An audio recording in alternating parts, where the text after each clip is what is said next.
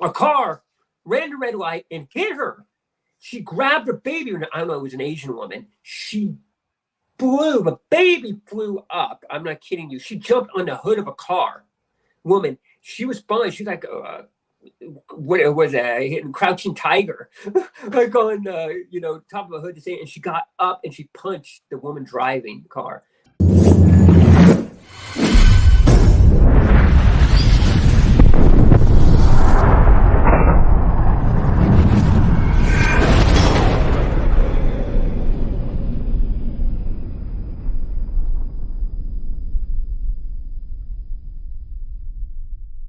Welcome to this episode of Chatting with Staxx. I'm your host, Bill Staxx, and today I got pro skateboarder Al Garcia. You don't have to really skate contests anymore. You can go pro off of just the amount of followers that you have.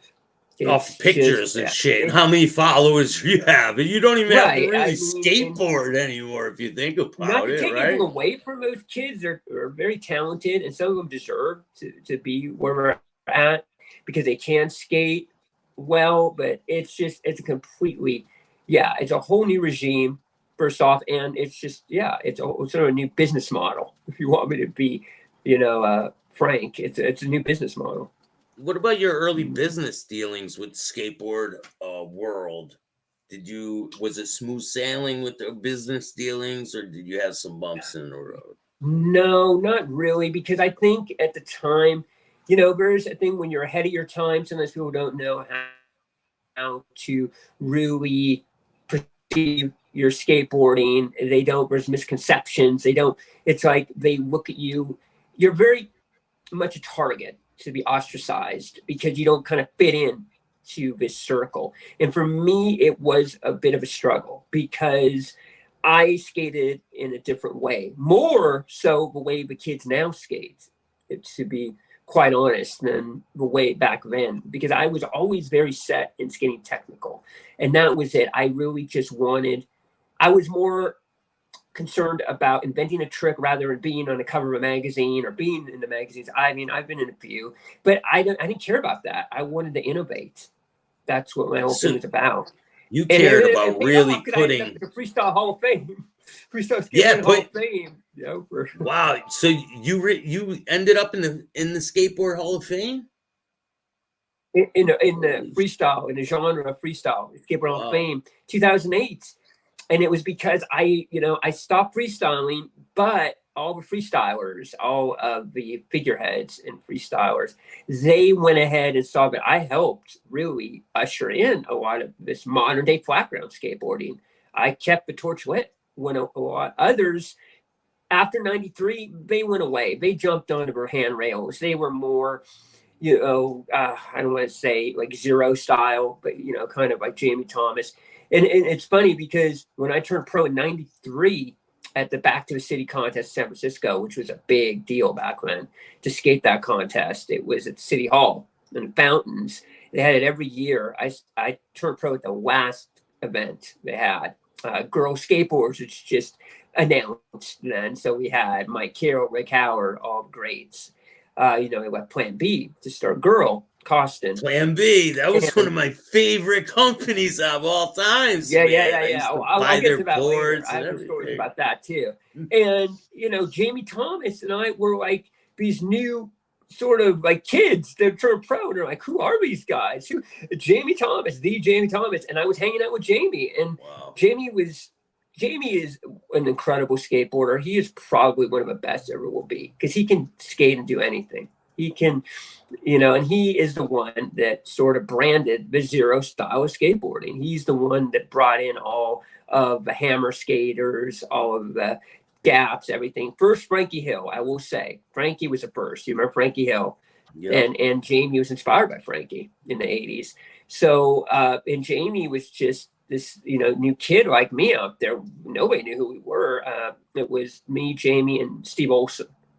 Not the OG Steve Olson, the one from the later Skated for Shorties with Chad Muska. Not the little classic Steve Olson. So when you're coming up, do you have a job while you're trying to get sponsored and things like that, or are you trying to skateboard full time? Like, what was your plan? It was, I was really fortunate because my family really helped me. They really were so behind because skateboarding, they knew that growing up, I really couldn't find my, sort of niche. I couldn't find what I was good at. I always loved writing. So I was always excelling in creative writing. We'll get into that later now with the whole screenwriting, in films. But I excelled in some sports, but I had a really low self-esteem. So once I discovered skateboarding, all the way with it. And I knew by 86 I wanted to be a professional skateboarder. And it was such different times back then because you had to skate a certain way, in like the early 90s. All the companies were not really keen on these like kids that are like doing all these outlandish sort of tricks and all this. I think they were kind of sticking to a set sort of style of skating. So it was really tough, really tough. I turned pro for a company, oh God, in 92 and late 92, because I turned pro in 93. And then at the last minute, it didn't work out. My board never came out, all that. So it wasn't good. It was, some bad times. And then so can you explain to the people what turning pro entails? Because maybe people don't understand what turning pro means. Like, if you're a kid out there, it varies because you can turn pro being a contest champ. You could turn pro being a video skater, and even back then, or you can be a pro just really being an innovative skater. Turning pro really doesn't mean much, not like what it used to mean back in the day. I mean, it really means you get a pro board, a pro model. It has your name on it. Usually you get a set sort of monthly salary, and you get board royalties off of your board on how many you sell, which could be anywhere from 50 cents to $2. I mean, the Bones Brigade, Tony Hawk, I know it's guys, Lance Mountain, they were making like $2 to $5 off a board, man. I mean, us, it was like $1, $2. Later on, I started making pretty good off board royalties off of one of my sponsors in the mid 2000s. But again, you have to really show that you are in it. You're going to stick in the whole sort of, part of skateboarding. It's not just about you're kind of trying to milk it, trying to cash in, cash out. You're not a flash in the pan. There were a lot of flash in the pans, if you can imagine. Back then, these guys there is a lot as it comes, right? They come out, right? Come out. Exactly. Yeah. So I mean, these are some of your boards, right? Are these are your boards? No, those are not them. They're everyone. There you go. Yeah, there you these go. These are your boards. My bad. Yeah. The Archie, the classic Archie. That's awesome, man. Those really we're doing cool Popeye boards. Now. We'll get to the brand and how I started that brand, later. But I mean, going back to your question, it's always been very difficult. Skateboarding, it's very much, I mean, it's a brethren, and they don't like outsiders, as you know. They want to keep it really tight knit. It's changed now because there's so many skaters. We have like 7, 12-year-olds that are out there that are doing the tricks, we later in our 20s. I mean, it's uncanny. That's the best word for it. Not even unreal. It's uncanny. Like the talent that these kids have now, because they have a training grounds for it now. They have the skate parks.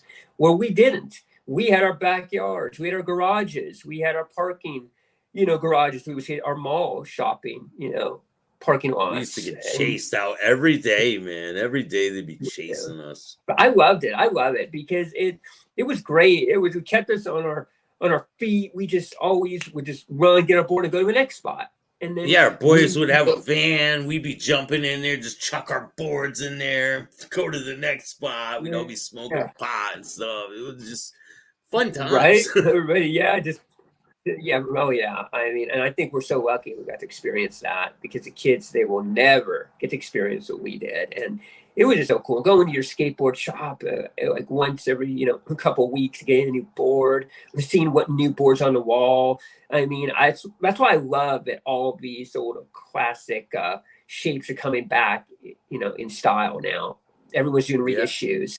So we're definitely a lot of dads like us are out there skating with our kids, and I love it. Yeah.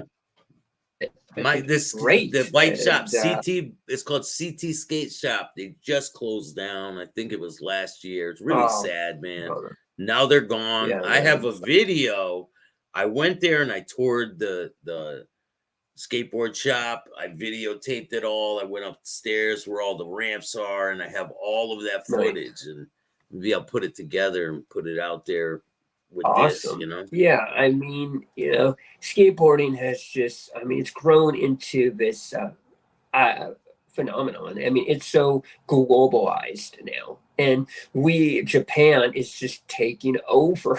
These Japan skaters are so, they're so way ahead of everyone out there. I mean, that's why you have Yuto Origami, who won a gold medal, a couple years ago for Japan. I mean, it's they even have skateboarding in the Olympics. Back then, they didn't, right? That's what I was getting. It was about ready to get to that. I mean, it's just, skateboarding has become ultra commercial, and I think it's great. Because you know what, if it wouldn't have reached the level that it has, it would have died out again. I mean, a lot of skateboarders are like, we want to keep it underground. We keep it underground, it's going to die. I mean, I've seen it happen before, and it almost happened again. I mean, had it not been for the X Games, as cheesy as that may sound, and Tony Hawk's, pro skater, I mean, Tony really is the one, but kept the torch lit. Skateboarding, it was already starting to phase out. I mean, I was starting to hear, and it's just, now it's a permanent, mainstay skateboarding. It's not going anywhere. Mick Twist, remember that? The Mick Twist. Yeah. And his 900 pretty much sealed the deal for skateboarding in general when he landed at 900, because I think it really showed just the camaraderie, just the overall sportsmanship to the outside looking in, to a lot of these sort of, non-believers that don't really understand, the whole sort of skateboarding, the origins behind it. And, it just really, I felt that's what sparked skateboarding. And I think anyone that you talk to in the industry will tell you that had it not been for Tony Hawk in 1999 landing that 900, I wouldn't be here talking to you right now. I don't think I would be in pre-production on this huge skateboarding film, it's coming out next year. I mean, it's just amazing.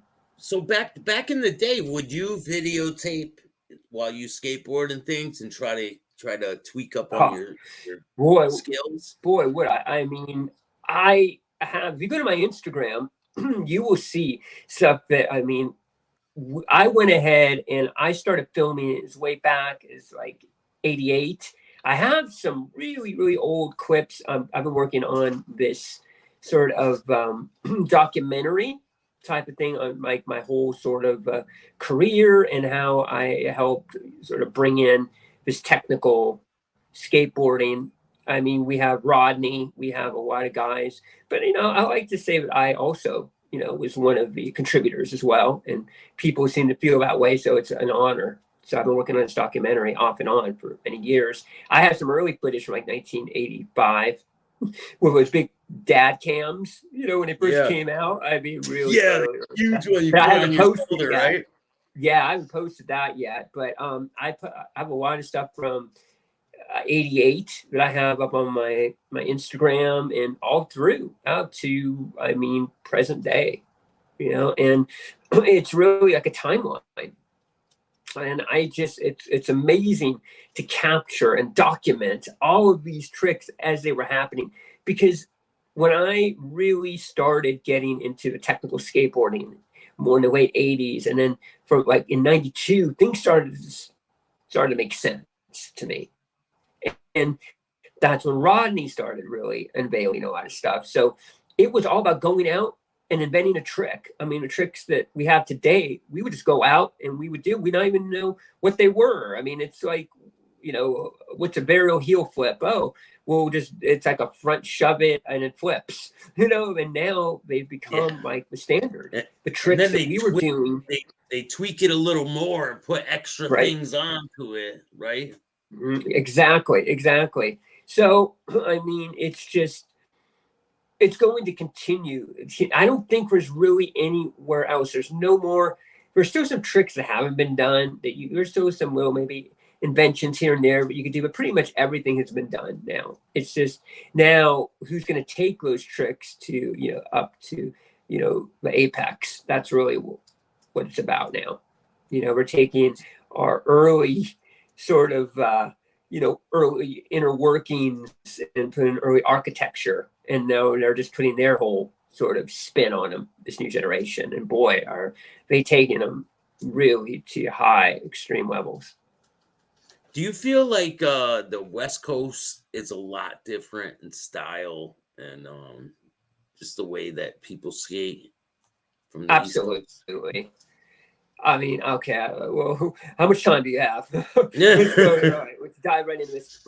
I will say West Coast is not really based always on style. I mean, the East Coast is all about style, as you know. It's all about pop. And that's why some people had always said it was like you would have come out of the East Coast because you're pop, and stuff like that. But yeah, I mean, down here, it's gone better, but we're not really hinged on style as much as the East Coast. When I would visit the East Coast, I mean, yeah, they really would just call you out if you had to have a really like rugged sort of urban style. And I think a lot of that has to do with New York, because New York, I mean, they're the granddaddies of skateboarding on the East Coast. Eli Gessner. I mean, it's amazing what they've created, and they're still going. I mean, kind of taking a little bit, of a hiatus, but they're still. I mean, New York is New York, and then they started to Unlimited when they merged with Echo, Unlimited and Mark Echo. I mean, it just took off.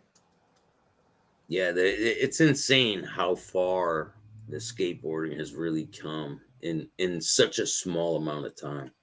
Yeah, it really has. And within 40 years, 40 small years. That's it. Right, yeah. I mean, it's going on.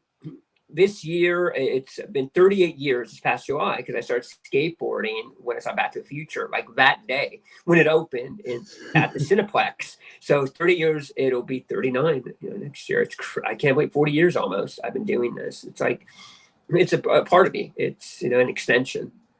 Now, have you ever gotten hurt with injuries, man? Let's go over some injuries. And a lot of people, they don't think I have, because they're like, oh, well, you never really did like big rails. And I mean, I did some rails back like in the late 80s, early 90s, but yeah, nothing, compared to what these kids do today. But yeah, I really ended up wrecking my ankles and my knee because of a pop. So I fractured my ankle, and I never did get it, basically checked. I found out years later that it was fractured, and you just kept skating on it. Yeah, I had to have it operated on. Now I'm not going under a knife. I'm good. So now I have to wear an ankle brace. I have one on right now. Just talking to you, I have to wear it when I'm walking. I'm not skating, because what happened was that the bone, it didn't meld back together properly. So the bones are going this. Because when you fracture, fracture's worse than breaking, as you know. A clean break or heal within like a few months. Fracture takes like almost a year to heal. So I didn't, like an idiot. I didn't want to go to a doctor. I didn't want to go ahead. My buddy had crutches because he had just broke his leg like 6 months prior. He gave me his crutches. I just was hobbling on those for a while, but still did not do anything, And and in my knee, I ended up tearing cartilage in my knee because I would over pop some of my tricks. I mean, I did a trick one time where I nailed my face with my knee because I popped so high. Everything, so I had to be careful. I don't do that anymore. I'm like, I just want to land my tricks. I don't care if they're like 4.5, 5 feet off the ground. As long as I can land them, I'm happy. At my age, I'm good. Just ride away from my trick. So one time I was in a skate park, right? And they let the bikers in there, pedal bike. They were riding around in the skate park, and there were skateboarders in there. One of the skateboarders fell, and the skateboard got launched up the pipe, up the half pipe, right? It went flying in the air, and it landed right clean on top of this pedal right on the biker's head. It cranium. went right into his brain.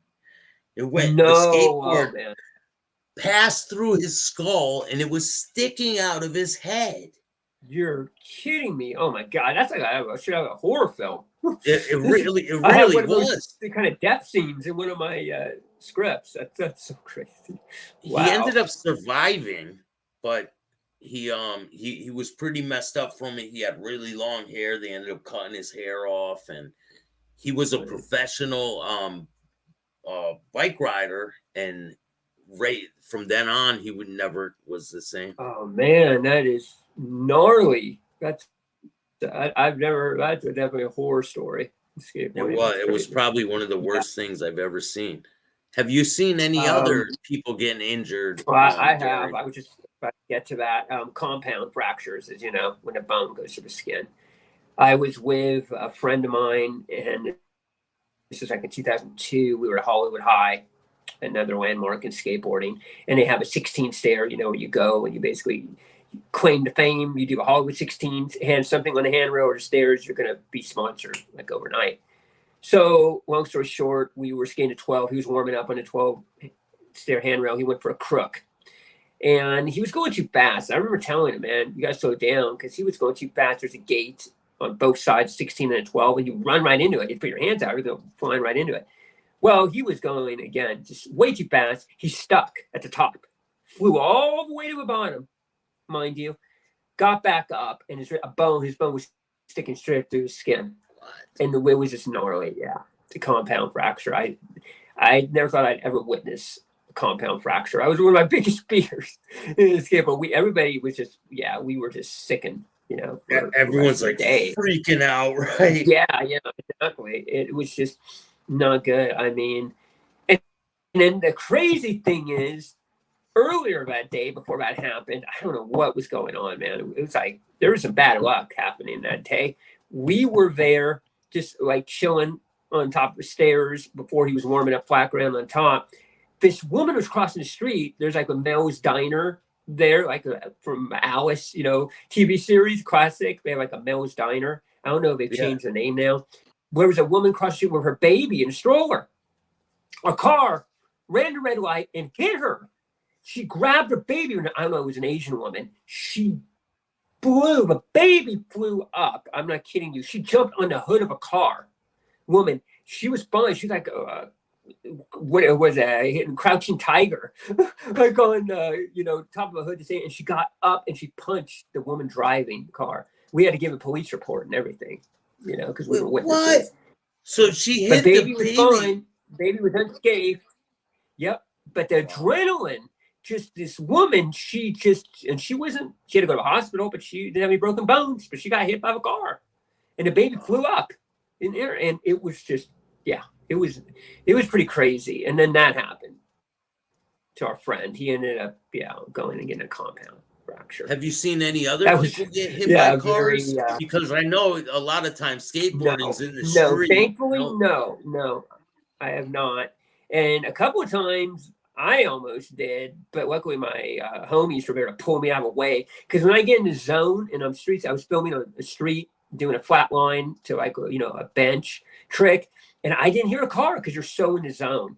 And they're like yelling. They said they were yelling at me. To hear one of them had to run and pull me out of the way. Yeah, because I would have gotten hit. Mm-hmm. It's pretty crazy, man. People. I remember one time there was these Ku Klux Klan members came with their hoods on, right?